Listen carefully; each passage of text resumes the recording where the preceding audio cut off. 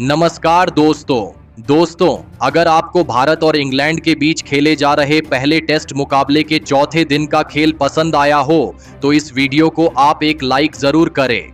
इस वीडियो का like target 400 like है, तो इस वीडियो को आप दिल से लाइक जरूर करें। दोस्तों, भारत और इंग्लैंड के बीच खेली जा रही 5 मैचों की टेस्ट श्रृंखला के पहले और सबसे रोंगटे खड़े कर देने वाले टेस्ट मुकाबले के चौथे दिन भारतीय टीम ने 90 रनों पर 2 विकेट के नुकसान के अपने तीसरे दिन के स्कोर से आगे खेलना शुरू कर दिया। जहां पर इस चौथे दिन भारतीय टीम को एक धमाकेदार शुरुआत दिलाने की जिम्मेदारी सेट हो चुके केएल राहुल और भारतीय कप्तान शुभमन गिल के कंधों पर थी। लेकिन इस चौथे दिन की शुरुआत भारतीय टीम के लिए बहुत ही ज्यादा निराशाजनक रही, क्योंकि इस चौथे दिन की शुरुआत में ही शानदार फॉर्म में चल रहे भारतीय कप्तान शुभमन गिल को बाइडेन कर्स ने क्लीन बोल्ड कर दिया। भारतीय कप्तान शुभमन गिल इस मुकाबले में 16 गेंद में 8 रन बनाकर आउट हो गए थे। इस चौथे दिन की शुरुआत में भारतीय टीम को एक बहुत ही बड़ा झटका लग चुका था।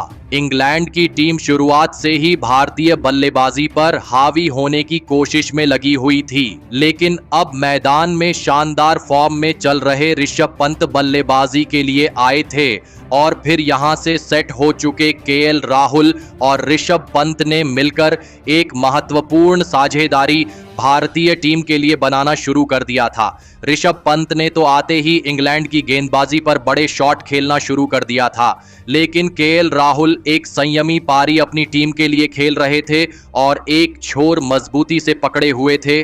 दोनों के बीच बन रही यह साझेदारी अब इंग्लैंड की टीम को चुभने लगी थी, क्योंकि भारतीय टीम के लिए अब आसानी से रन बनने शुरू हो चुके थे। और फिर इसी बीच केएल राहुल ने अपना इस मुकाबले का एक महत्वपूर्ण अर्धशतक पूरा कर लिया था। इंग्लैंड की गेंदबाजी की मुश्किलें लगातार बढ़ रही थी।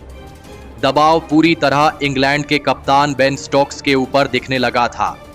ऋषभ पंत की तो इस मुकाबले में बल्लेबाजी देखने लायक थी, और फिर इसी बीच देखते ही देखते सेट हो चुके केएल राहुल और ऋषभ पंत के बीच एक अनमोल अर्धशतकीय साझेदारी पूरी हो चुकी थी। भारतीय टीम के लिए इन दोनों की यह बल्लेबाजी संकट मोचक का काम कर रही थी।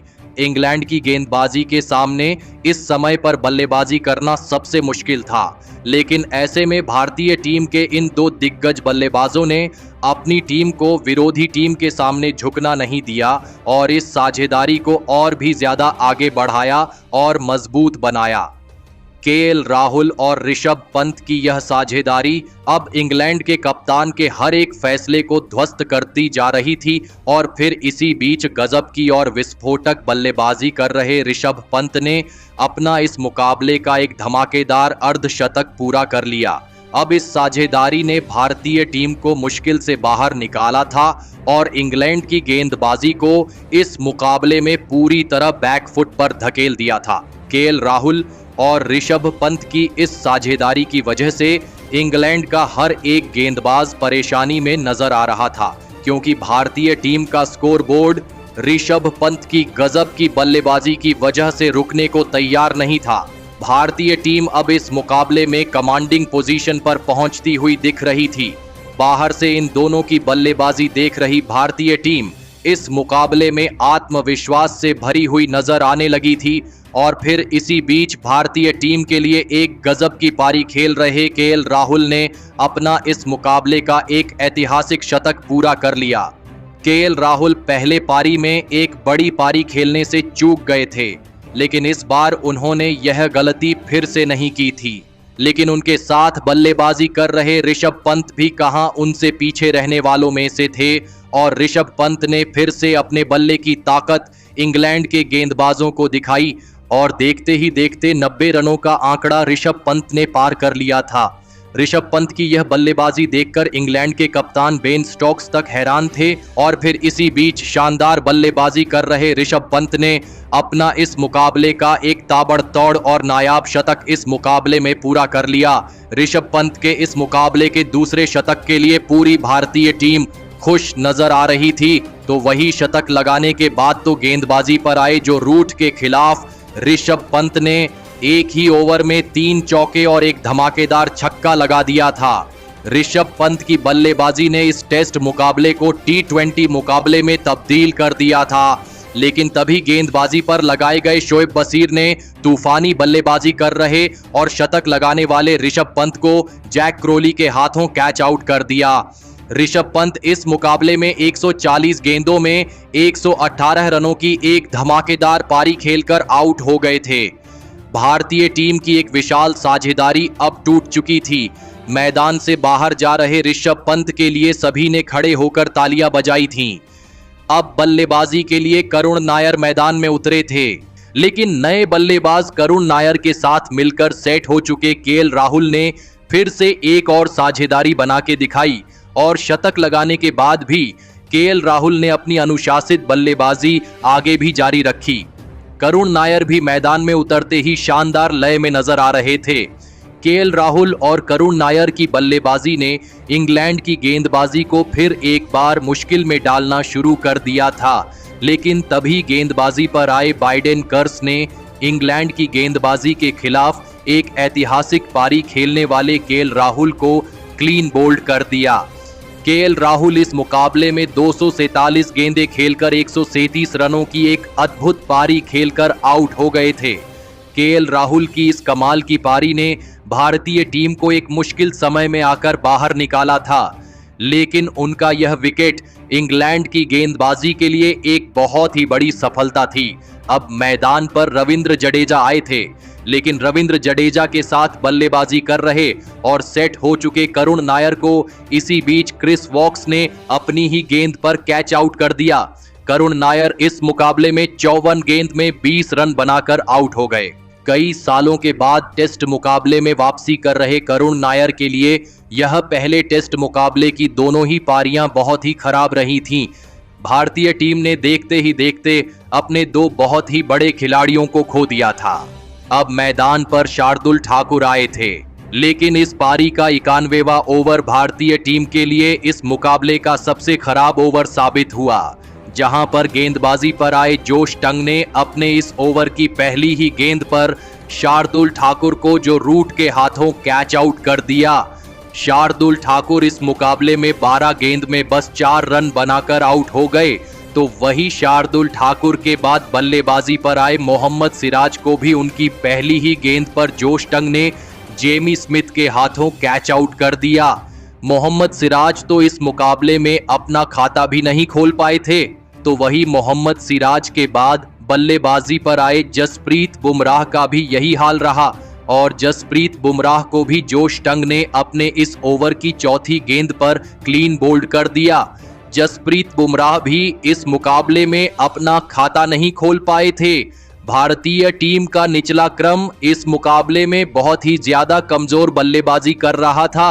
देखते ही देखते भारतीय टीम ने अपने 9 विकेट खो दिए थे। अब आखिरी विकेट के रूप में भारतीय टीम की तरफ से प्रसिद्ध कृष्णा मैदान में उतरे थे, लेकिन भारतीय टीम के इस आखिरी विकेट के साथ मिलकर रविंद्र जडेजा ने अपने अनुभव का पूरी तरह इस्तेमाल किया और इंग्लैंड की इस खतरनाक गेंदबाजी के सामने भारतीय टीम का यह सर्वश्रेष्ठ ऑलराउंडर रन बनाता रहा। विकेट लेने वाले जोश टंग के एक ओवर में तो रविंद्र जडेजा ने एक चौका और एक धमाकेदार छक्का लगा दिया था, लेकिन उनके साथ बल्लेबाजी कर रहे प्रसिद्ध कृष्णा को शोएब बशीर ने अपने जाल में फंसा लिया और उनकी गेंद पर बड़ा शॉट खेलने के चक्कर में प्रसिद्ध कृष्णा जोश टंग के हाथों कैच आउट हो गए और यहीं पर भारतीय टीम की यह दूसरी पारी भी खत्म हो गई। लेकिन इसके बावजूद भारतीय टीम ने अपनी दूसरे पारी में 370 रन स्कोर बोर्ड पर लगा दिए और पहली पारी में मिली 6 रनों की बढ़त को मिला दे तो भारतीय टीम ने अब इंग्लैंड की टीम के सामने 370 रनों का एक विशाल लक्ष्य इस पहले टेस्ट मुकाबले को जीतने के लिए रखा। उसके बाद भारतीय टीम से मिले 371 रनों के एक विशाल लक्ष्य का पीछा करने इंग्लैंड के 2 दिग्गज ओपनर बल्लेबाज मैदान में उतरे। जैक क्रोली और बेन डकैट के कंधों पर इस चौथे दिन के आखिरी बची हुई कुछ ओवरों में विकेट न खोने का एक बहुत ही बड़ा दबाव उनके ऊपर था और भारतीय गेंदबाजी को जितने हो सके उतने ज्यादा विकेट इस चौथे दिन हासिल करने थे। लेकिन इंग्लैंड की इस ओपनिंग जोड़ी ने शुरुआत में भारतीय गेंदबाजी का डटकर सामना किया और एक भी गलती भारतीय टीम की इस खतरनाक गेंदबाजी के सामने इंग्लैंड की इस ओपनिंग जोड़ी ने नहीं करी। जैक क्रोली, जो पहले इनिंग में ज्यादा कोई बड़ी पारी नहीं खेल पाए थे, वह इस मुकाबले में शानदार बल्लेबाजी कर रहे थे। गेंदबाजी पर आए मोहम्मद सिराज के एक ही ओवर में जैक क्रोली ने 2 लगातार चौके मोहम्मद सिराज को लगा दिए थे और इस चौथे दिन के अंत में इंग्लैंड की इस ओपनिंग जोड़ी ने भारतीय टीम को एक भी विकेट लेने नहीं दिया और स्कोर बोर्ड पर 21 रन लगा दिए। अब इस टेस्ट मुकाबले के अंतिम और निर्णायक दिन इंग्लैंड की टीम को 350 रन इस मुकाबले को जीतने के लिए बनाने हैं, तो वहीं भारतीय टीम को अभी भी इंग्लैंड के 10 विकेट इस मुकाबले को जीतने के लिए हासिल करना होगा। लेकिन दोस्तों, इस चौथे दिन भारतीय टीम के एक विस्फोटक बल्लेबाज ने फिर से एक बड़ा इतिहास अपने नाम किया और लगातार 2 पारियों में 2 लगातार शतक लगाकर सभी को हैरान कर दिया। जी हां दोस्तों, हम बात कर रहे हैं ऋषभ पंत की, जिन्होंने इस महामुकाबले में इस दूसरी पारी में भी इंग्लैंड की गेंदबाजी को पूरी तरह हिलाकर रख दिया और एक और शतक अपने नाम कर लिया। तो दोस्तों, आप ऋषभ पंत की इस चौथे दिन में विस्फोटक बल्लेबाजी और एक अद्भुत शतक के लिए उन्हें 10 में से कितने अंक देना चाहेंगे?